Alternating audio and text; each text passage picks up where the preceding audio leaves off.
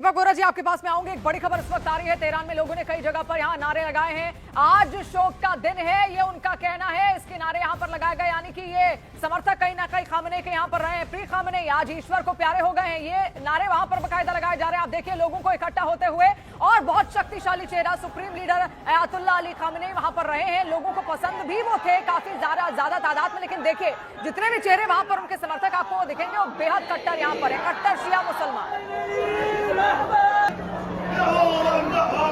ارتش دنیا نتواند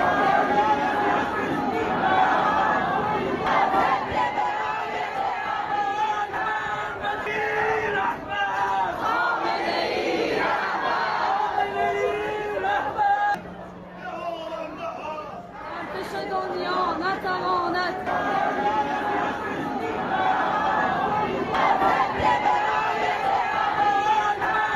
देखिए आप किस तरीके से वहां पर लोग इकट्ठा हो रहे हैं, मस्जिदों में जा रहे हैं, दुआएं पढ़ रहे हैं खामनेई के लिए, खामनेई के आत्मा की शांति के लिए। लेकिन क्योंकि ये नहीं चाहते थे किसी भी तरीके से खामनेई का खात्मा हो, और इसलिए खामनेई को छुपाने की तैयारी भी यहां पर थी। और इससे पहले जब अटकलें लग रही थी कि इजरायल कभी भी ईरान पर हमला कर सकता है, खामनेई को टारगेट कर सकता है, तो खबरें उस वक्त ये भी आई थी कि खामनेई मॉस्को जा सकते हैं, वो मॉस्को में सहारा ले सकते हैं, रूस में शरण ले सकते हैं। लेकिन ऐसा कुछ भी होता हुआ नहीं दिखा, क्योंकि अमेरिका की इंटेलिजेंस CIA काफी ज्यादा स्ट्रांग है और उससे बच पाना बहुत ज्यादा मुश्किल है। आप देखिए अमेरिका कमांड देता है और इजरायल उसके इशारे पर काम करता है। उसके बाद क्या हुआ ईरान का यह हाल आप देखिए पूरी तैयारी के साथ। अमेरिका और इजरायल ने ईरान में क्या हालात वहां पर बनाए हैं, पूरा ईरान इस वक्त तितर-बितर है, दो धड़ों में बट चुका है। कुछ खामनेई के खिलाफ यहां पर गए जो कि खुश बहुत ज्यादा आज नजर आ रहे हैं, और कुछ चेहरे यहां पर आप देखिए मातम मनाते हुए भी वहां पर नजर आ रहे हैं। और यही लगातार अब यहां पर अगर खामनेई के बेटे सत्ता में आते भी हैं तो उनके सामने एक चैलेंज भी है कि अब ईरान को वो जोड़ेंगे कैसे। जिन लोगों ने उनके पिता की खिलाफत यहां पर की, क्या वो उनकी खिलाफत नहीं करेंगे, क्या वो उनके खिलाफ नहीं जाएंगे? तो ऐसे में वो उनको कैसे अपनाएंगे, वो कैसे उनको जोड़ेंगे, ईरान के लोगों को एकजुट कैसे करेंगे? अपने आप में बहुत बड़ा चैलेंज है। और उससे पहले देखिए ये तो बाद की बात है, उससे बड़ा चैलेंज तो ये है कि वो आखिर अमेरिका किससे कैसे बचेंगे, उनकी इंटेलिजेंस से कैसे बचेंगे। क्योंकि अगर उनको अभी भी नेतृत्व करना है तो उनको कमांड कहीं एक छुपी हुई जगह से करना पड़ेगा। अभी चार तस्वीरें अलग अलग आप यहाँ पर देखिए, मस्जिद में मातम, इसके अलावा इंतकाम के नारे लगाए जा रहे हैं, मेट्रो स्टेशन पर शोक मनाया जा रहा है, एंकर रोते बिलखते नजर आ रहे हैं। आप देखिए मातम की चार अलग अलग तस्वीरें। ईरान का क्या हाल, खामनेई का खेल खत्म कर दिया है अमेरिका ने, और अमेरिका यही चाहता था लंबे वक्त से। खामनेई को बहुत बार समझाया गया लेकिन खामनेई तैयार नहीं हुए। ارتش دنیا نتواند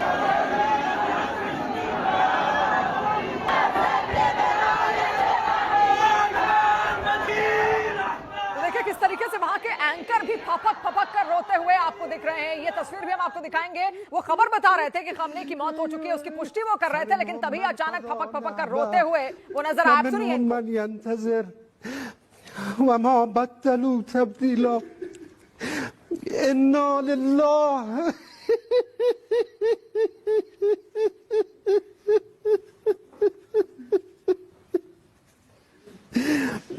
إنا لله وإنا إليه راجعون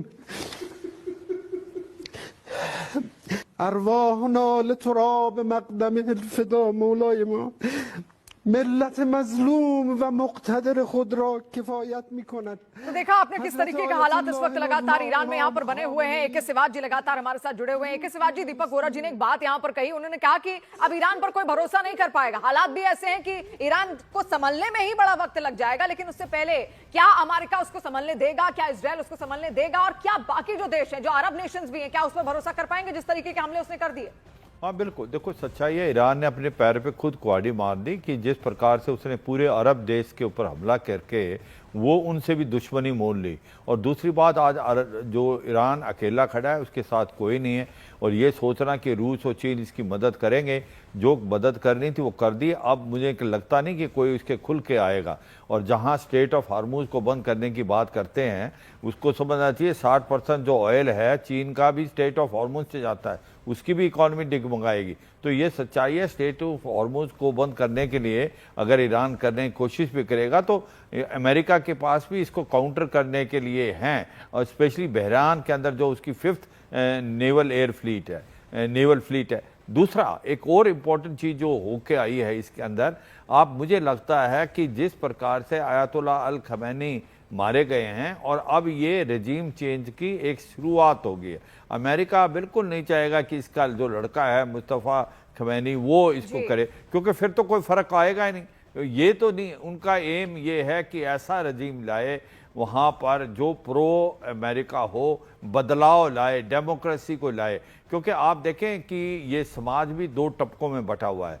काफ़ी ऐसे लोग हैं जो जेन जी हैं, जो यंग जनरेशन है, वो बदलाव चाहते हैं, वो फ्रीडम चाहते हैं, वो परेशान थे पुरानी रजीम से, जो करप्शन है, अनएम्प्लॉयमेंट है, इन्फ्लेशन है, और वो चाहते हैं कि भाई उनके ऊपर इतनी पाबंदी ना लगे। तो मुझे लगता नहीं कि अब अमेरिका इसको छोड़ेगा।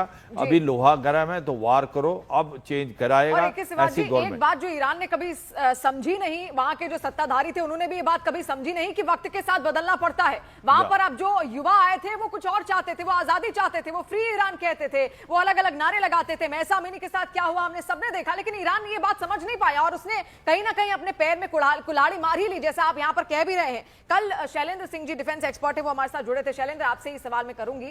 उनका ये कहना था कि और जो देश है, बाकी जो देश है वो बनाते हैं अपने वॉरहेड्स और अपने हथियार बनाते हैं ताकि उन पर कोई हमला ना कर पाए। एक डर रहता है कि क्योंकि उनके पास इतने सारे हथियार हैं, आप सामने वाला देश अपने आप हमला नहीं करेगा। लेकिन 2-3 देश ऐसे हैं जिसमें ईरान भी आता है, पाकिस्तान भी ऐसा देश है जो बनाता ही है हथियार दूसरों पर हमला करने के लिए, उसका नाजायज फायदा उठाने के लिए। क्या इस बात से इत्तेफाक रखते हैं आप शैलेंद्र, क्योंकि लंबे वक्त से आप कवर कर रहे हैं ईरान?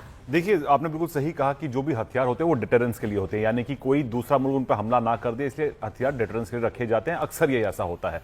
लेकिन देखिए, जहां तक ईरान की बात करें तो इस पूरे रीजन में ईरान एक बड़ी पावर के तौर पर उभरा था पिछले कुछ सालों के अंदर, और जो छोटे छोटे मुल्क ईरान पर डिपेंडेंट हो गए थे, और जिस तरह से ईरान ने पिछले कई सालों से अमेरिका और अमेरिकन इजरायलियों के खिलाफ जो बयानबाजी की है, उससे कहीं ना कहीं सवाल खड़े हुए कि आखिर ईरान चाहता क्या है। देखिए, जो इनका मिसाइल प्रोग्राम के साथ साथ जो इनका न्यूक्लियर प्रोग्राम था, उसको लेकर लगातार हर अमेरिकी राष्ट्रपति ने ये बात कही है कि ईरान को जो न्यूक्लियर पावर बनने के लिए वो इस तरह का कोई होने नहीं देंगे। और हमने ट्रंप की तरफ से बार बार ये बयान सुना पिछले कुछ दिनों में, जहां पर उन्होंने कहा है कि ये हम बिल्कुल नहीं होने देंगे कि ईरान एक न्यूक्लियर पावर बने, क्योंकि अगर ईरान न्यूक्लियर पावर बनता है, वो साफ कह चुका है कि न्यूक्लियर पावर बनते ही वो इजराइल को दुनिया के नक्शे से खत्म कर देगा। तो ऐसे में ये जो पिछले साल की जो भारत की लड़ाई हुई थी इजराइल और ईरान के बीच में, उसका भी शुरुआत यहीं से हुई थी कि उनकी तरफ से कहा गया, इजराइल की तरफ से, कि जो ईरान न्यूक्लियर पावर डेवलप कर रहा है उसका इस्तेमाल वो इजराइल के खिलाफ करेगा।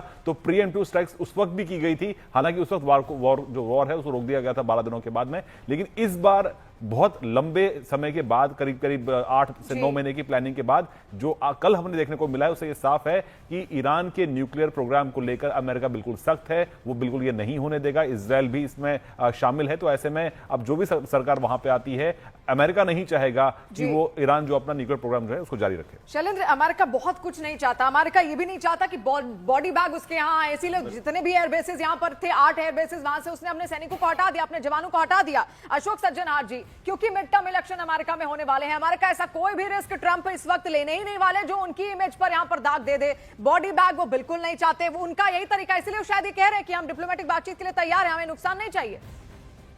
देखिए शिवानी जी, ये जो डिप्लोमेसी की बात है, ये एक फसाड है। डिप्लोमेसी क्या करेंगे? डिप्लोमेसी था, उनकी बातचीत चल रही थी, जनीवा में थी, मस्कट में थी, बातचीत चल रही थी जो हम न्यूक्लियर प्रोग्राम को कैसे लिमिट कर सकते हैं, उनकी एनरिचमेंट को कैसे हम रिस्ट्रिक्ट कर सकते हैं। परंतु उसके होते हुए उन्होंने इसके ऊपर हमला किया है। डिप्लोमेसी वो नहीं चाहते हैं, वो अपनी मनमानी सत्ता चाहते हैं, जो उनका कहना माने, जो कहे, जो मैं ठीक है न्यूक्लियर वेपन में नहीं बनाऊंगा, मैं इजराइल के विरुद्ध नहीं कोई भी एक्शन लूंगा, मैं इजराइल को रिकॉग्नाइज करूंगा, और जो भी है ये तेल वगैरह है सब मैं एक्सपोर्ट करूंगा। और अमेरिका उस तेल के ऊपर भी, जैसे उसने वेनेजुएला के तेल के ऊपर वो हथियाया है, यहां पर भी वो चाहता है जो उसका कंट्रोल हो। देखिए, एक बात मैं और कहना चाहूंगा, ये अमेरिका ही नहीं चाहता जो वहां पर ईरान में न्यूक्लियर वेपन कैपेबिलिटी हो, जो वो न्यूक्लियर परमाणु अस्त्र बनाए।